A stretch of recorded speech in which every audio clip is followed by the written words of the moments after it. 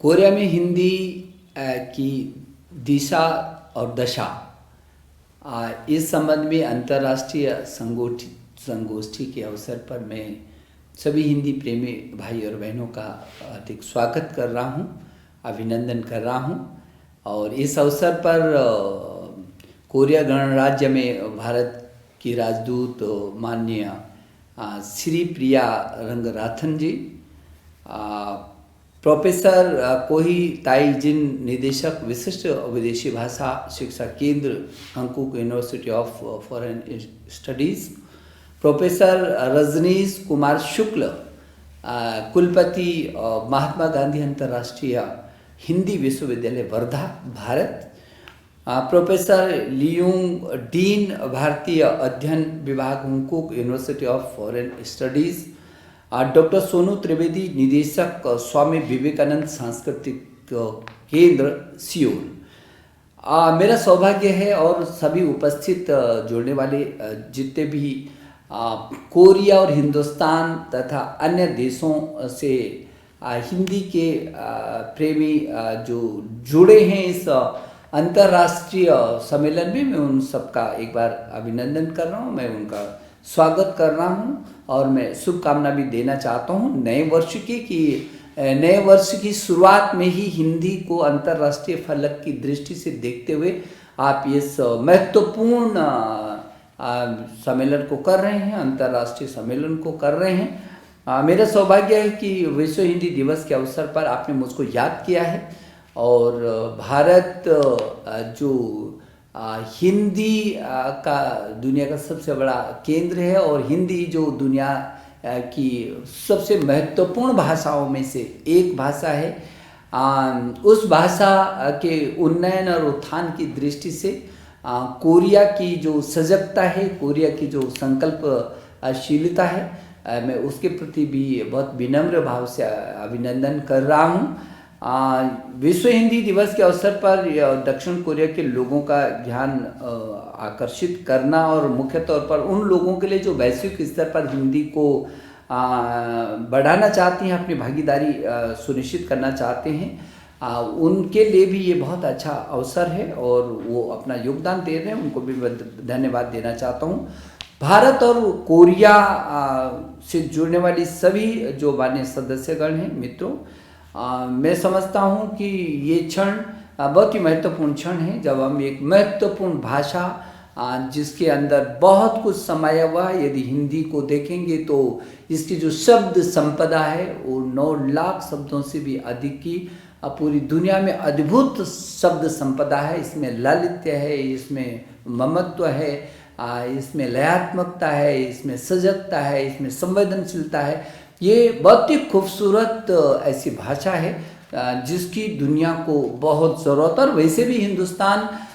दुनिया का सबसे बड़ा लोकतांत्रिक देश है और 130 करोड़ से भी अधिक लोगों का ये देश पूरे विश्व को कहीं ना कहीं प्रभावित करता है। और ऐसे समय में उस देश को जानने के लिए, उसको समझने के लिए, उसकी जो सांस्कृतिक धरोहर है, जो उसके जीवन मूल्य हैं, जो उसकी दिशाएं हैं, उन सभी दर्शन को, जीवन दर्शन को समझने के लिए हिंदी भाषा बहुत सशक्त माध्यम है। और मैं समझता हूँ कि जो भारतीय दूतावास के स्वामी विवेकानंद सांस्कृतिक केंद्र ने जिस तरीके से हंकूक यूनिवर्सिटी ऑफ फॉरेन स्टडीज़ की विशिष्ट विदेशी भाषा शिक्षा केंद्र के साथ मिलकर के जो ये काम किया है, ये बहुत ही उन्नत काम है। और मैं समझता हूँ कि इन दोनों संस्थानों को मैं विश्वविद्यालय के इस केंद्र को और अपने विवेकानंद के सांस्कृतिक केंद्र को, इन दोनों को बधाई देना चाहता हूँ। इनके अधिकारियों को भी मैं शुभकामना देना चाहता हूँ। आपको तो मालूम है कि स्वामी विवेकानंद जो भारतीय ज्ञान परंपरा के ऐसे ब्रांड एम्बेसडर थे जिन्होंने पूरी दुनिया में जीवन क्या है और ईश्वर की सबसे सुंदरतम कृति जो ये मनुष्य है, इसके जीवन का क्या दर्शन होना चाहिए, क्या है मनुष्य, और उस मनुष्य को किस तरीके से पूरी दुनिया में रहना चाहिए, जहाँ उन्होंने एक और पूरी पृथ्वी को माँ कह करके वेदों में जो माँ शब्द का है कि वो माँ है, पृथ्वी माँ है, और पूरी दुनिया को अपने परिवार के रूप में माने हैं। अयम निजः परोवेति गणना लघुचेतसाम उदार चरिता नाम तू वसुधैव कुटुम्बकम। पूरी वसुधा को अपना कुटुंब मानने वाली उस संस्कृति के भाग बन करके और पूरी दुनिया में इस मनुष्य को, इस प्राणी को सर्वे भवन्तु सुखिनः सर्वे सन्तु निरामया की, कि दुनिया में कोई भी व्यक्ति जब तक दुखी रहेगा तब तक हम सुख का एहसास नहीं कर सकते हैं। हम पहले उसके दुखों का निवारण करेंगे। ऐसी संस्कृति के ध्वजवाहक बनकर के विवेकानंद जी पूरी दुनिया में गए थे, और आज ये सांस्कृतिक केंद्र उन्हीं के स्मरण में जो बना है, वो निश्चित रूप में भारत की उस गतिविधि को, भारत के उस विचार को,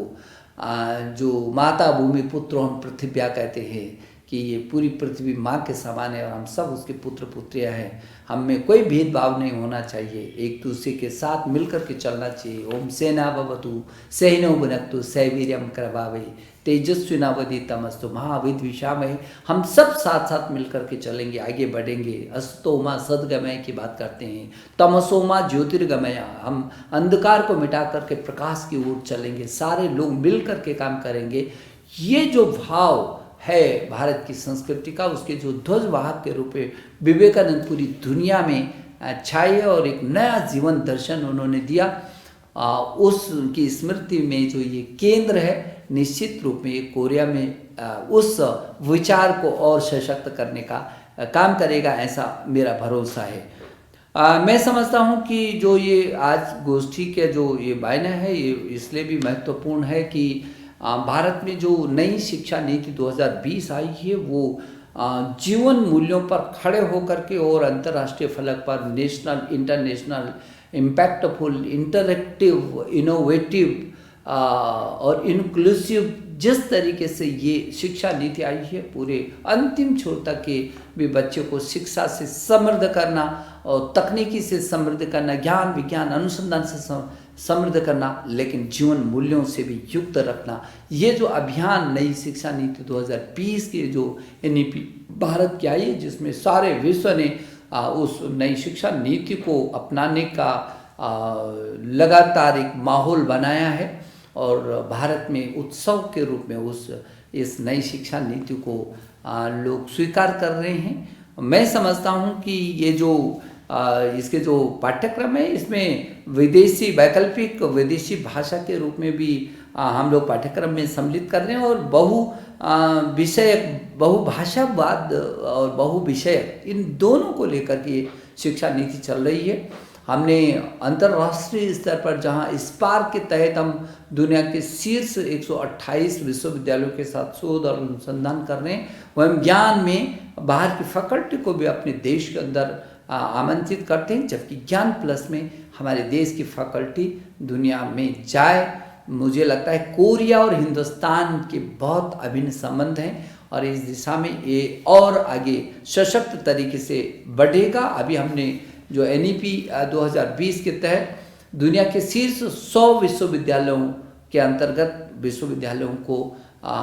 यहाँ आमंत्रित कर रहे हैं, जो शीर्ष 100 के अंतर्गत आते हैं। दुनिया के शीर्ष 100 के अंतर्गत आने वाले विश्वविद्यालय जहाँ हिंदुस्तान की धरती पर आएंगे, वहीं यहाँ के भी शीर्ष विश्वविद्यालय दुनिया की धरती पर जाएंगे। मैं समझता हूँ कि कोरिया और हिंदुस्तान इस दिशा में दोनों परस्पर मिलकर के और आगे अच्छा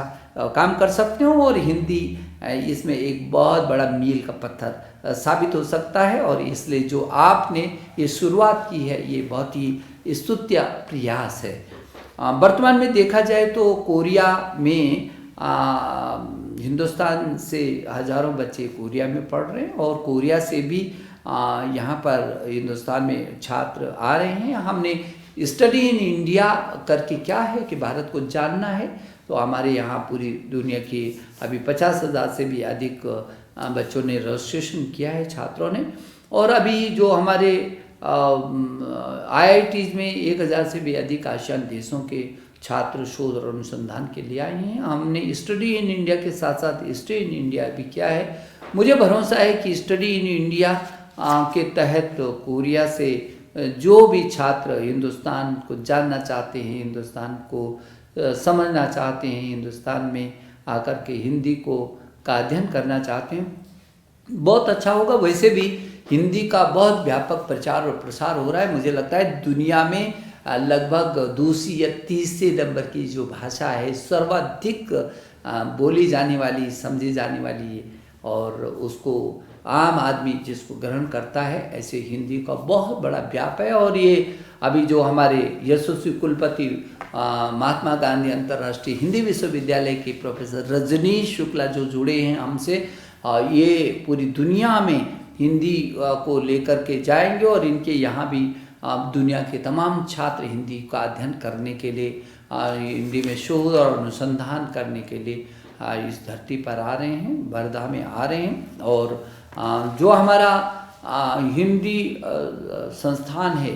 जो केंद्रीय हिंदी संस्थान हमारा आगरा में है हिंदुस्तान में, उस आगरा हिंदी संस्थान भी विदेशी बच्चों को बहुत लंबे समय से पढ़ाता है। मैं अभी कुछ दिन पहले गया था तो मुझे पता चला 28 देशों के वहाँ पर सैकड़ों छात्र छात्राएं हिंदी का अध्ययन कर रहे हैं, और अभी तक हज़ारों छात्रों को वो केंद्रीय हिंदी संस्थान हिंदी की शिक्षा, हिंदी के डिप्लोमा, हिंदी की डिग्री और उनका हिंदी का अध्ययन और शोध और अनुसंधान कराने की दिशा में सफलता उसने पाई, और लगातार वो उस अभियान में जुटा हुआ है। मुझे लगता है कि हम दोनों देश बहुत मिलकर के इस दिशा में आगे बढ़ सकते हैं, और मुझे इस बात की खुशी है कि कोरिया के विश्वविद्यालयों में हिंदी को बढ़ावा देने के लिए लगातार सराहनीय प्रयास कर रहे हैं, जिनमें किताबों के अनुवाद हैं, कोरियन हिंदी शब्दकोश के निर्माण से लेकर कोरिया गणराज्य के राष्ट्रपति जी द्वारा वर्ष 2016 में हिंदी को एक विशिष्ट विदेशी भाषा के रूप में चिन्हित करना, ये बहुत बड़ी उपलब्धि है। और आज जो विदेशी भाषाएं हैं उनमें हिंदी प्रमुख तरीके से वहाँ पर पढ़ाई जा रही है, उसका प्रशिक्षण दिया जा रहा है, ये उत्साहवर्धक है। और हंकूक विश्वविद्यालय के वीसीज को, कुलपति को, कुलाधिपति को और उन सभी लोगों को मैं धन्यवाद देना चाहता हूँ जो 2018 से जो विशिष्ट विदेशी भाषा शिक्षा केंद्र के रूप में ये विश्वविद्यालय काम कर रहा है, उसकी स्थापना को करके और हिंदी को शीर्ष प्राथमिकता दे रहा है। ये मेरे लिए बहुत सुखद है। और आप जानते हैं कि हिंदुस्तान में शिक्षा का बहुत बड़ा व्याप है। 1000 से भी अधिक यहाँ विश्वविद्यालय हैं, 50,000 से भी अधिक यहाँ डिग्री कॉलेज हैं। यदि शिक्षकों को यदि देखेंगे तो 1 करोड़ 9 लाख से भी अधिक यहाँ पर शिक्षक हैं, अध्यापक हैं, और यहाँ 15-16 लाख स्कूल हैं। और कुल छात्रों की आबादी देखी जाएगी, संख्या देखी जाएगी छात्रों की, तो छात्र संख्या कुल अमेरिका की आबादी से भी अधिक 33 करोड़ छात्र छात्राएं हिंदुस्तान की धरती पर पढ़ रहे हैं। और इसलिए मैं समझता हूँ कि वो उनके लिए भी बहुत अच्छा है, और जो कोरिया से आने वाले जो छात्र इधर हैं उनके लिए भी बहुत सुखद क्षण होंगे कि वो मेरे हिंदुस्तान को समझें और हिंदी के माध्यम से यहाँ की संस्कृति को, यहाँ के रहन सहन को, यहाँ के व्यापार को, यहाँ के सामाजिक जीवन को निकटता से देखें और समझें और उसका ज्ञान अर्जन करें। वैसे भी भारत ज्ञान का केंद्र रहा है। तक्षशिला, नालंदा, विक्रमशिला जैसे विश्वविद्यालय इस देश के अंदर थे। संस्कृत में एक उक्ति है, तद्देश प्रसूतस्य सकाशादग्र जन्मना स्वम चरित्रम शिक्षण पृथिव्याम सर्वमानवा। पूरी दुनिया के लोग कहीं ना कहीं ज्ञान, विज्ञान, अनुसंधान, जीवन दर्शन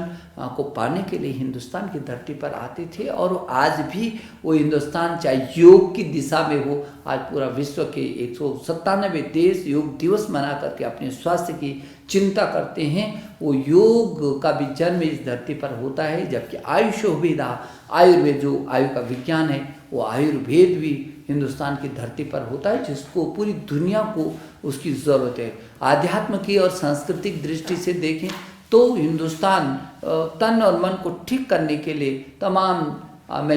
हिमालय से आता हूँ, और मुझे लगता है कि हिमालय एक ऐसा क्षेत्र है जो आध्यात्म की शक्ति भी देता है, सांस्कृतिक शक्ति भी देता है। तो ये जो हिंदुस्तान है, वो हिंदुस्तान में तमाम प्रकार की ऐसी बहुआयामी आपको शक्तियाँ भी मिलेंगी और परिवेश भी मिलेगा। हिंदी इसके लिए जानने के लिए एक बहुत अच्छा माध्यम है। आपके विश्वविद्यालय द्वारा Korean massive open online course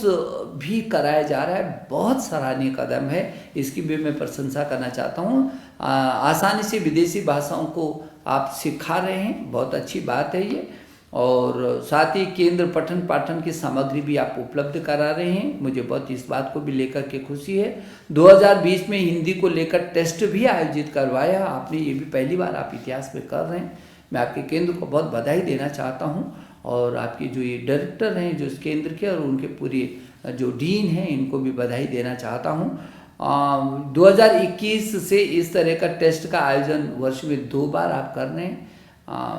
बहुत अच्छी बात है। हिंदी के साथ विदेशी भाषाओं के क्षेत्र में काम करने के लिए कोरिया सरकार द्वारा जो ये कदम उठाया गया है, मैं कोरिया सरकार को बहुत बधाई देना चाहता हूँ, धन्यवाद देना चाहता हूँ। एक शिक्षक होने के नाते मैं भी एक शिक्षक से शिक्षा मंत्री के रास्ते से यहाँ तक पहुँचा हूँ, तो मुझे लगता है कि एक शिक्षा एक ऐसा तंत्र है, एक ऐसा केंद्र है जो आपको सबसे ज़्यादा सशक्त बनाता है, और वो पूरी दुनिया की अंतिम पहुंच तक आपको पहुंचाने में समर्थता देता है। और इसलिए चाहे वो जब हम आपस में मिलते हैं तो जो शोधार्थी हैं, चाहे व्यवसाय से जुड़े हैं, जो कोरिया के बहुत सारे लोग जो भारत को आते हैं, तो उनको यहाँ की अर्थव्यवस्था समझने में, हिंदी में समझ में आएगा, राजनीति समझेंगे, समाज को समझेंगे, संस्कृति को समझेंगे, यहाँ के व्यावसायिक माहौल को भी देखेंगे, और भारतीय सभ्यता की गहराई को और निकटता से समझ सकेंगे। मुझे लगता है कि ये भाषा से ही ये संभव हो सकता है, और मुझे इस बात की खुशी है कि दोनों देशों के बीच बेहतर सामंजस्य स्थापित होता है, और इसके लिए कोरिया अपनी नई दक्षिणी पॉलिसी और भारत अपनी एक्ट ईस्ट पॉलिसी ये के माध्यम से ये जो आपसी संबंधों में शिक्षा, रणनीतिक साझेदारी, व्यवसाय और साझी संस्कृति के समेत अनेक क्षेत्रों में मिलकर के आगे बढ़ रहा है, ये हमारे लिए बहुत ही सुखद है। मुझे लगता है कि जो बौद्ध दर्शन का जो कोरिया में आगमन ये दोनों देशों के संबंधों को और मजबूत करता है, और साथ ही जो महात्मा गांधी जी और गुरुदेव रविन्द्रनाथ टैगोर के जो लिखित दस्तावेजों में कोरिया के प्रति जो समर्थन की बातें मिलती हैं, वो इस बात को स्थापित करते हैं कि भारत और कोरिया के बीच बहुत ही अभिन्न संबंध रहे हैं। और हमारे देश के यशस्वी प्रधानमंत्री श्री नरेंद्र मोदी जी की अगुवाई में जिस तरीके से 2015 में विशेष रणनीतिक साझेदारी को बढ़ा करके दोनों देशों ने एक दूसरे के हित में परस्पर सहयोग की भावना को आगे बढ़ाने का संकल्प लिया है, ये भी हमारे लिए बहुत सुखद है। और ये हिंदी दोनों देशों के बीच एक सेतु का काम करेगा, और संबंधों को मजबूत बनाने की दिशा में सेतु का काम करेंगे। हिंदी की जो वर्तमान स्थिति को देखें तो विश्व, जैसे मैंने कहा कि ये हिंदी विश्व की तीसरी सबसे अधिक बोली जाने वाली भाषा है। वैश्वीकरण तथा वैश्विक अर्थव्यवस्था के दौर में हिंदी बाजार अर्थव्यवस्था की जरूरतों को पूरा करने के लिए वैज्ञानिक और तकनीकी रूप से पूर्णतः सक्षम भाषा है, और इसलिए मुझे लगता है कि इस भाषा में बहुत सामर्थ्य है। दोनों देशों के बीच ये भाषा सशक्तिकरण के रूप में, ज्ञान आधारित समाज को के निर्माण के रूप में निश्चित रूप में हिंदी बहुत ही महत्वपूर्ण कारगर साबित होगी। और ये ऐसा वक्त है जब दोनों देश एक सूत्र में हिंदी के माध्यम से अपने दोनों देशों की संस्कृति को साझा कर सकते हैं, उनकी गतिविधियों को आगे बढ़ा सकते हैं, और जो सांस्कृतिक संबंध हैं उससे हमारे और मजबूत होंगे। मैं इस गोष्ठी में जो इसके आयोजक है, जो सियोल स्थित भारतीय दूतावास के स्वामी विवेकानंद के सांस्कृतिक केंद्र और हंकुक विश्वविद्यालय के विशिष्ट विदेशी भाषा शिक्षा केंद्र को विशेष करके मैं बधाई देना चाहता हूँ। मुझे खुशी है, मैं जब उत्तराखंड का मुख्यमंत्री था तब भी मैंने देखा कि कोरिया से उत्तराखंड तक, हिमालय तक बच्चे जो हिंदी को पढ़ने के लिए आते थे और हिंदी को समझने के लिए पूरे देश में प्रवास करते थे, तब भी मैंने देखा था कि कोरिया के बच्चे हिमालय तक पहुँचे थे। और मुझे भरोसा है कि कोरिया जो हिंदी के सशक्तिकरण की दिशा में जो उसने कदम उठाए हैं, उसके विश्वविद्यालय में जो हिंदी का पठन और पाठन तेज़ी से आगे बढ़ा है, निश्चित रूप में ये दोनों देशों के विकास की एक और आधारशिला को खड़ा करेगा। मैं एक बार फिर पूरी दुनिया के सभी उन हिंदी प्रेमी भाई और बहनों का अभिनंदन करना चाहता हूँ जो इस अंतर्राष्ट्रीय सम्मेलन संगोष्ठी में जुड़े हैं, और एक बार फिर कोरिया सरकार को भी धन्यवाद देना चाहता हूं, और इन दोनों संस्थानों के लोगों को जिन्होंने इसको आयोजित किया उनका मैं हृदय से आभार प्रकट करते हुए प्रोफेसर रजनीश शुक्ला जो हमारे कुलपति हैं, उनसे अनुरोध करूंगा कि निकट भविष्य में कोरिया के साथ और मजबूती के साथ हिंदी के सशक्तता और सबलता, उसकी प्रखरता, उसकी विस्तारता कैसे करके हो, इस पर वो ज़रूर करके अच्छे तरीके से एक योजना बनाएंगे ताकि इस दिशा में हम बहुत तेज़ी से आगे बढ़ेंगे। धन्यवाद, नमस्कार।